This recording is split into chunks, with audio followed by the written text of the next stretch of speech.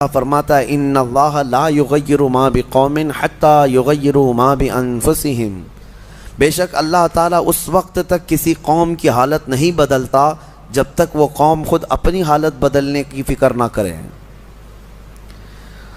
قوت فکر و عمل پہلے فنا ہوتی ہے جب کسی قوم کی شوکت پہ زوال آتا ہے۔ سچ کہا ہے، سوچنے سمجھنے اور بدلنے کی طاقت جب ختم ہو جاتی ہے آدمی کی، تب وہ زوال پذیر ہوتا ہے، گرنے لگتا ہے۔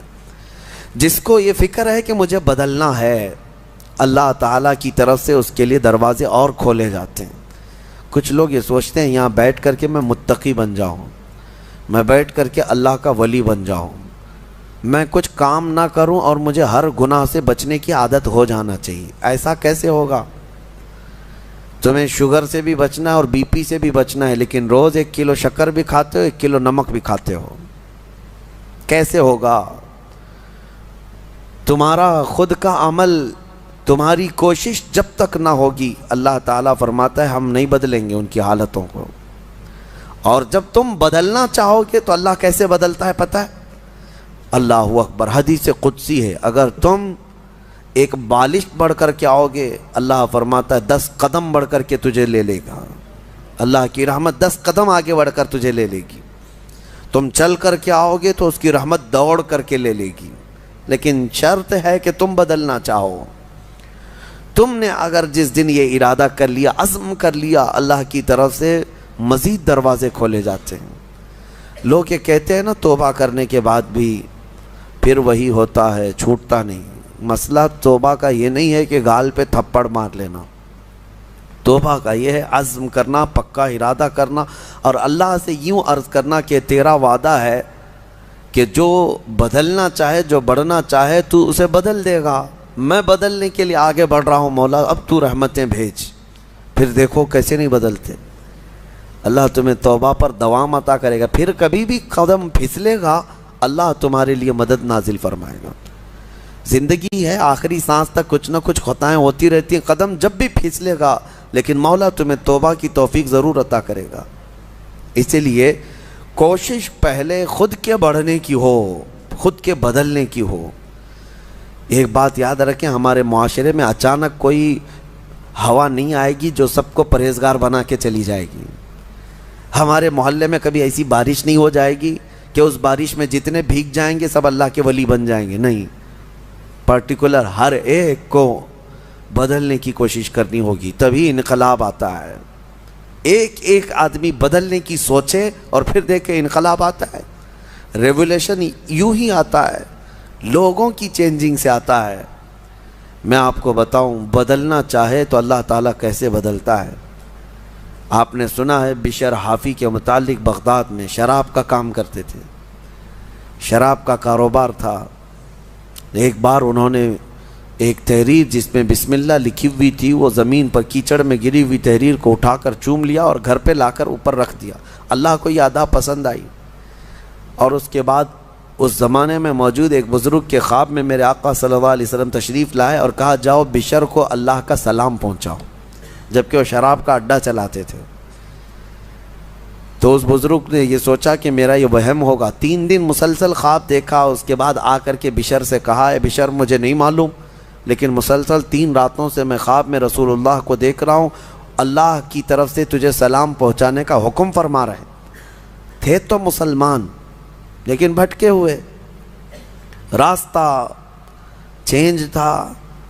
اسی وقت اپنے شراب خانے سے باہر نکلے، چیخ مار کر کی یوں عرض کرنے لگے مولا تو یقیناً رحیم و کریم ہے، ستار ہے، ایک بسم اللہ کے ٹکڑے کی میں نے عظمت کی اور تو رب العالمین مجھے سلام بھیجتا ہے، لیکن اتنا ہی نہیں کہ ایک سلام آیا اور پھر اس کے بعد اپنا دھندا چلتا رہا۔ بشر حافی نے عزم کر لیا تھا، ارادہ کر لیا تھا کہ پلٹ کر کے میں اپنے اڈے کو دیکھوں گا نہیں۔ وہاں سے جو نکلے ننگے پیر نکلے اور زندگی بھر ننگے پیر ہی چلتے رہے، پھر چپل پہنے ہی نہیں، کیونکہ چپل چھوڑ کر کے باہر آئے تھے اس بزرگ سے ملنے کے لیے، اسی حالت میں نکل آئے۔ تو جب کسی کا پکا ارادہ ہوتا ہے تو اب اللہ تعالیٰ نے ان کے لیے ایسے دروازے کھولے، اللہ اکبر، وہ بغداد کے قطبوں میں شمار ہوئے ہیں۔ قطب الاقطاب تھے، اللہ کے ولیوں میں تھے. اور حد تو یہ ہے کہ ایک بزرگ نے دیکھا بغداد میں ایک کتے نے راستے پر پیشاب کیا ہے، پخانہ کیا شہر کے راستے پہ. اس بزرگ نے فرمایا جاؤ دیکھو آج بشر حافی کا انتقال ہو گیا ہوگا. تو لوگ جا کر کے معلوم کیے تو صحیح میں اسی دن حضرت بشر حافی کا انتقال ہوا تھا. اس بزرگ سے پوچھا گیا آپ کو کیسے خبر ہوئی؟ کہا کہ جب تک بشر حافی زندہ تھے پورے بغداد کے کسی راستے پر کوئی جانور پیشاب و پخانہ نہیں کرتا تھا، اس لیے کہ وہ ننگے پیر چلا کرتے تھے. اللہ نے ہر راستے کو ان کے لیے پاک کر رکھا تھا. یہ ہے رحمت الہی. جب بدلنا چاہے بندہ، مولا اس کے پیروں کو بھی چلنے کے لیے پاک راستے عطا کرتا ہے. میرے عزیزو، اسی لیے اعلیٰ حضرت نے ترجمہ بھی کیا کیا اہدنا الصراط المستقیم کا. کیا اللہ تو سیدھا راستہ دکھا نہیں، چلا. کیونکہ اب میں چلنے کی کوشش کر رہا ہوں، میں آ گیا ہوں، نماز میں آیا ہوں، یہ سیدھا راستہ ہی تو ہے، لیکن اب آگے اے مولا تو چلا. جس کی بھی یہ دعا قبول ہوئی مولا کریم اس کو آخری سانس تک ہدایت پر رکھے گا، چلائے گا. لیکن میرے عزیزو بنیاد یہی ہے. قرآن کی یہ آیت ہمیں بتاتی ہے تمہاری طرف سے شروعات ہو، پھر اللہ کریم کی طرف سے رحمتیں کھل جائیں گی. گھر میں بیٹھ کر کے صرف لوگ جو آسان نسخے چاہتے ہیں، واٹس ایپ میں دیکھو ابھی وظیفے بھرے ہوئے ہوں گے ہر جگہ سے. انسٹا میں، واٹس ایپ میں اتنے وظیفے آتے ہیں جو اللہ کے ولی بنا دیں گے 2 گھنٹے کے اندر. یہ پڑھنے سے وہ ہو جائے گا، وہ پڑھنے سے یہ ہو جائے گا.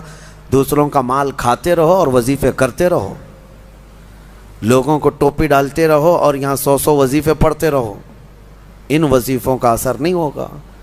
تمہارے اندر سے تبدیلی ہو. حرام کھا کر کے تم 1000 بار بھی پڑھتے رہو تو تمہاری زبان سے کوئی جملہ آسمان تک نہیں جائے گا.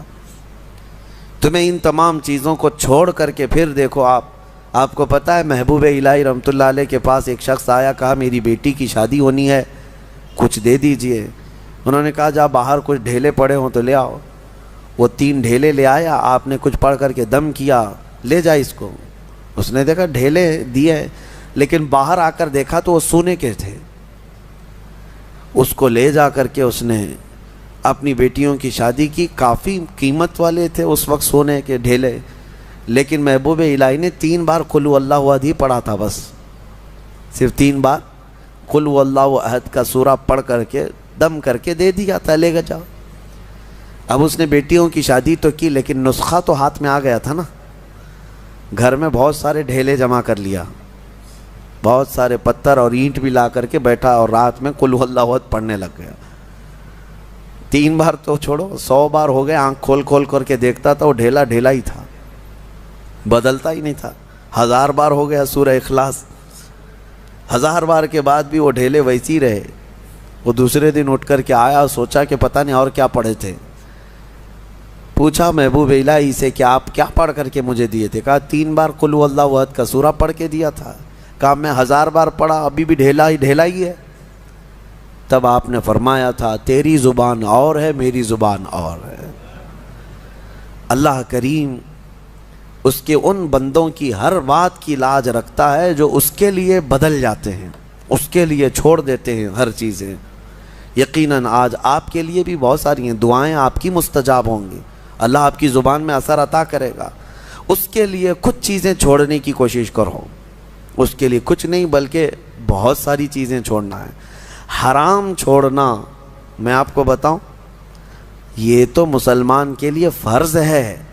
بعض لوگ یہ کہتے ہیں میں شراب نہیں پیتا، پرہیزگار آدمی ہے، چوری نہیں کرتا، پرہیزگار آدمی ہے، جوا نہیں کھیلتا، پرہیزگار آدمی ہے. نہیں، شراب نہیں پیتا، جوا نہیں کھیلتا، چوری نہیں کرتا، پرہیزگار نہیں، مسلمان ہے بس.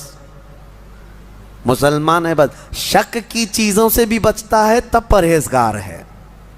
حرام چیزوں سے بچتا ہے تو مسلمان ہے. مسلمان کے لیے اتنا تو کرنا ہی ہے. جو شک والی چیزیں ہیں ان سے بھی بچتا ہے تب وہ اتقیاء میں ہے، پرہیزگاروں میں ہے. بہرحال اللہ کریم ہمیں خود کو بدلنے کی توفیق عطا فرمائے. آج پوری امت کے لیے یہ چیز ہے، پوری امت کے لیے. کاش ہمارا یہ پیغام ہر نوجوان تک پہنچے جو شب قدر میں اور جمعہ کی بھیڑ میں اور نہ جانے کتنی راتوں اللہ کی بارگاہ میں دعا کرتے رہتے ہیں، اے اللہ امت پر رحم فرما دے۔ ٹھیک ہے، دعا ہونی چاہیے، لیکن کیا صرف اور صرف ہم دعا کرتے رہیں اور اپنے آپ کو کبھی نہ بدلیں؟ کبھی نہ بدلیں؟ جتنے لوگ اس بھیڑ کی دعا میں شامل ہوتے ہیں تو پھر وہ اپنے آپ کو تبدیل کیوں نہیں کرتے؟ اللہ کی بارگاہ میں مانگ کر تو جاتے ہیں بھیک، فجر میں نہ نمازوں میں ان کا کوئی شمار ہے، نہ پھر رمضان کے احترام میں ان کا کوئی حصہ۔